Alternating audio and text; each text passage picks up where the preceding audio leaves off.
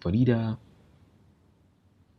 ta je ma'aikata, sai dai ta cimma labari daban. Domin bayan sati biyun da ta yi tana zuwa ranar Asabar da Lahadi na wannan weekend ba ta je ko'ina ba, tana nan gida tana hutawanta. Domin Farida mace ce wanda ba ta da mugun yawon nan. A koda yaushe za ka ganta a gida, ko tana amfani da kwamfuta, ko tana karatu, ko tana tare da sauran ma'aikatan gidan ana wasa da dariya. Ranar Litinin ne ta shiga ciki, ta cimma da darekta da deputy director da assistant director suna meeting a cikin office ɗin uncle nata, wato uncle Musa. Suna ta tattaunawa ne, ta shigo ta gaida shi, ta fito ta wuce inda sauran 'yan uwanta suke, ta ce ma kowa ya tagumi. Sai ta ce, me ke faruwa? Sai aka ce mata, ranar Lahadi an samu matsalar wuta, ta ƙone wasu abubuwa a cikin ma'aikatar. Yanzu haka ana tunani yadda za a yi a gyara kafin minista ya ji. Tabbas abun mamaki ne, domin a irin wannan ma'aikatar bai kamata a ce ana samun irin waɗannan matsalolin ba, amma ya riga ya faru. Abubuwan da aka samu matsala a kansu shine ba komai ba illa internet connection da ke yawo a cikin wannan ma'aikatar. Kamfanin Galaxy Bone ke kula da duk wani internet connection da ke cikin wannan ma'aikatar. Face daga wanda kake iya connecting na Wi-Fi network a wayanka kai amfani da data, ko wayannan datas ɗin da ke shiga ta cikin kwamfutoci na kowane ma'aikatar. Domin a Federal Ministry of Works and Housing kowace kwamfuta tana laƙe da wayar Ethernet cable, wato wayar da ke ba internet connection ga kowace na'ura a cikin wannan kamfanin. Amma ranar Lahadi komai ya samu matsala, sai kasance cewa kowa baya da data, dole sai ka siya da kanka. Wato babu Wi-Fi connection a wannan ma'aikatar. An kira engineers daga Galaxy Bone sun zo sun duba, sun gano cewa tabbas matsalan wuta ne ya sa wasu kayayyakin suka ƙone. An yi ƙoƙari a sa sababbi, tabbas kuma an sa, sai dai abun bai dawo inda yake ba a da. An yi ta gyara, domin duk yinin nan abin da aka yi ta yi a ma'aikatar kenan, amma bai dawo daidai ba. Duk da cewa an samu intanet amma yana tafiya akan 2G network, kuma a da akan 4G network yake tafiya. An yi ta gyara, domin har ƙarfe 3 ta yi Farida ta bar wannan ma'aikatar ba a gyara wannan matsalar ba. Da safe ne ranar Talata, Farida ta shirya kuma ta fito gida da motarta. Ta zo ma'aikatar ta cimma cewa lallai har yau ba a gyara wannan matsalar ba. Wuraren 12 ne Farida ta fito domin ta sai kanta snacks. Ta ɗan fara jin yunwa, ta ce bari ta fito ta samu abin da ta sa a baki. Ta fito ne sai ta haɗe da Uncle Musa.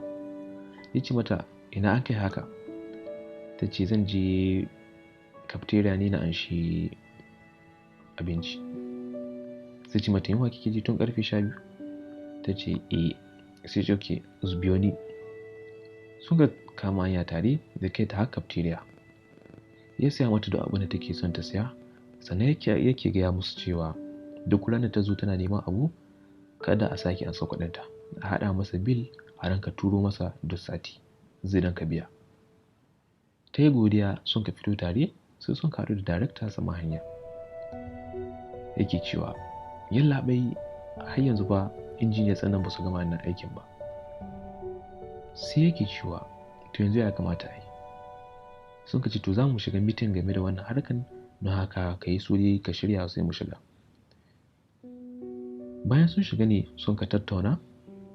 A wannan lokacin ne sunan Amir ya fito. Tabbas a wannan lokacin ne sunan Amir ya fito. Daga Galaxy Bone ne sun ka ba da shawaran a kira Amir. Amir shi kaɗai ne zai iya duba musu wannan damuwan, shi yasa sun ka ce a nemi Amir. Kowa ne Amir? Amir shi ma ma'aikaci ne a Federal Ministry of Works and Housing. Shi ne ke kula da duk wani ma'amala da kwamfuta da ke yi da ɓangaren network a wannan wurin. Sai dai shi ba a koda yaushe ake ganinsa ba. A sati yakan zo sau 2 ko sau 3. Ba a koda yaushe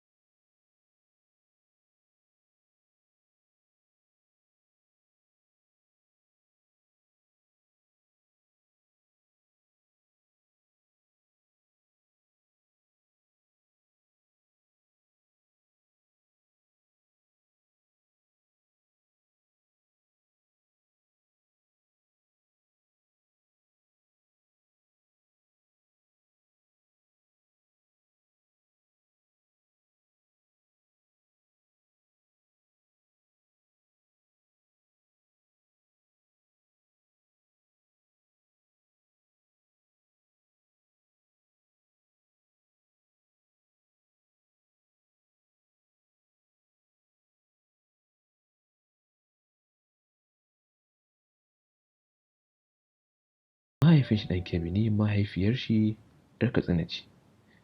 Amma duka uwayensa suna zaune a Kebbi ne.